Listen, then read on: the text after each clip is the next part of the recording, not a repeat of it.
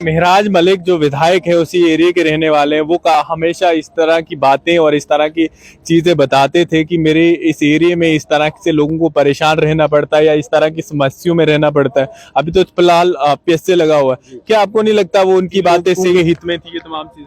ये तो सर उनकी बातें हेल्थ डिपार्टमेंट के लिए बिल्कुल सही बातें थी महराज साहब। गंदोह भलेसा से एक परिवार जो है जीएमसी हॉस्पिटल डोडा में इलाज के लिए पहुंचा है, लेकिन उसे वहां से आने के लिए जो एम्बुलेंस चाहिए थी, क्योंकि बच्चा जो है क्रिटिकल सिचुएशन में था, लेकिन उसे एम्बुलेंस जो है टाइमली ना मिलने के कारण प्राइवेट गाड़ी करनी पड़ी। चलिए हमारे सामने आए हैं, क्या वारदात इनके साथ हुई थी, किस तरह की घटना इनके सामने हुई थी, क्योंकि इतना दूर दराज का एरिया है और जिस एरिया में महराज मलिक की कांचुनसी है या फिर दलीप सिंह परिहार की कांचुनसी है, और उस एरिया की आबादी लगभग 1.5 लाख से ज्यादा है, जो लोग पहाड़ी एरिया में रहते हैं और उन्हें जो है खेती बाड़ी पर डिपेंड रहना पड़ता है। क्या नाम है आपका? नरेंद्र सिंह सर। क्या पूरी वारदात हुई थी, क्या चीज हुई थी? सर बच्चा मेरा छत से गिर जाता है तो उसको मतलब हेड इंजरी हो गई, तो उसको मैंने 108 नंबर पे कॉल की। मैंने कहा बच्चा जो है क्रिटिकल है, तो इसको जो है तो मतलब मुझे गाड़ी की ज़रूरत है। उन्होंने कहा कि हमारा पेशेंट जो है वो गुंदो से तो डोडा जीएमसी डोडा वो पेशेंट जो है वो गाड़ी हमारी ले गई है, तो हम आपकी सहायता अभी नहीं कर सकते हैं। फिर मैंने बीएमओ साहब से डायरेक्ट बात की, तो उन्होंने मुझे 102 टोल फ्री नंबर वाली जो है एम्बुलेंस मुझे प्रोवाइड की। तो बच्चे को मैंने जब वहाँ से गुंदो लाया तो वहाँ डॉक्टरों ने देखा और वो वहाँ से उसको रेफ़र किया जीएमसी डोडा के लिए। तो वहाँ सर मैंने उनसे बात की, मैंने कहा सर हम गरीब लोग हैं तो मुझे एम्बुलेंस जो है तो मुझे एम्बुलेंस यहाँ से दीजिए। वो कहने लगे सर कि आपको तेल का खर्चा देना पड़ेगा 2000। तो मुझे वेट करना पड़ा सर कि मुझे प्राइवेट गाड़ी बनानी पड़ी। तो मैं जीएमसी डोडा में पहुंचा। आज मेरा बच्चा यहाँ ज़ेर इलाज है सर। तो मैं आपके चैनल के माध्यम से ये बात सरकार तक पहुंचाना चाहता हूं कि हमारा गुंदो जो है इलाका बहुत बड़ा इलाका है, सहारा से पीछे जो है इतनी आबादी है, हिलीज एरिया है, वहाँ एम्बुलेंस की इतनी ज़रूरत है सर। एसडीएच गुंदो में हमारे पास तकरीबन 4 से 5 एम्बुलेंस हैं।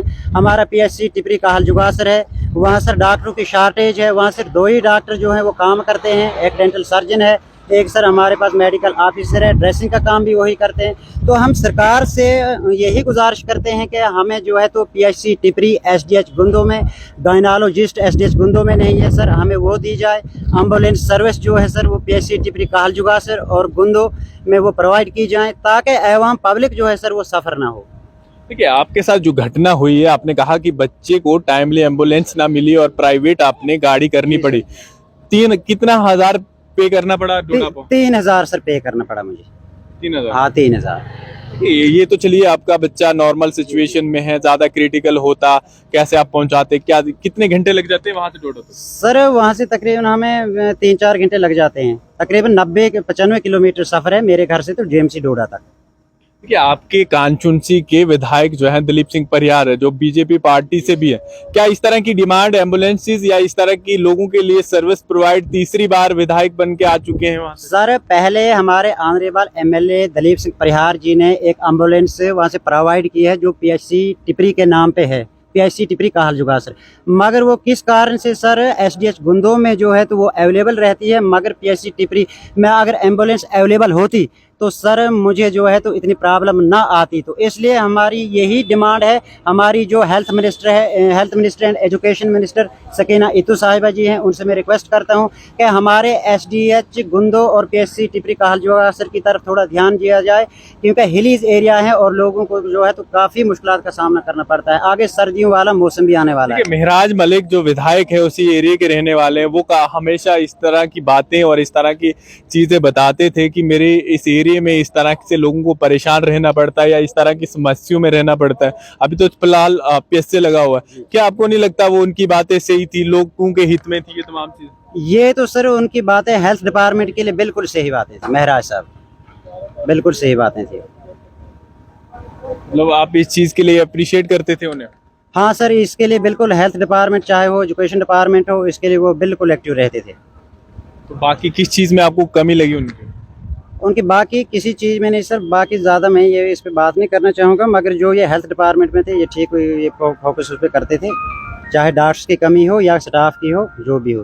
देखिए ये रहने वाले गुंदो भलेसा के हैं और उसी एरिया के 2 विधायक हैं, उसमें से एक विधायक को पीएसए लगाकर जेल भेज दिया गया है और दूसरे विधायक काफी टाइम से सत्ता में है और जो बहुत बड़ी पार्टी से ताल्लुक रखते हैं, यानी दिलीप सिंह परिहार, और जिन्हें जो है अपने एरिया में लगभग 1.5 या 2 लाख के आसपास वाला आबादी वाला एरिया गंदो भलेसा, वहां पर एम्बुलेंस या उन लोगों के लिए जो जरूरत की चीजें हैं उन्हें देनी चाहिए, क्योंकि नवंबर के महीने में इस एरिया में बर्फबारी शुरू हो जाती है और वहां से लोगों को 4 घंटे गाड़ी पकड़कर यहाँ आना पड़ता है और 3,000 पैसा देने के बाद अपना इलाज करवाना पड़ता है। लोग चाहते हैं कि एम्बुलेंस सर्विस जल्दी मिल जाए ताकि और ज्यादा एम्बुलेंस इस इतने बड़े वाले एरिया में हो और इन लोगों को जो बीमार हो या फिर जिनका एक्सीडेंट हो जाता है, जिन्हें लग जाती है, प्रॉपर टाइम पर इनका इलाज भी हो। उम्मीद करेंगे ये खबर देखने के बाद वहां की एडमिनिस्ट्रेशन या वहां से प्रशासन जो है वहां के लिए कोई एम्बुलेंस और ज्यादा प्रोवाइड करे ताकि उस एरिया में जो आबादी है वो जो है इसकी राहत ले पाए। फिलहाल देखते रहें जम्मू ट्रिब्यून। मैं विकास मन्हास, टोडा।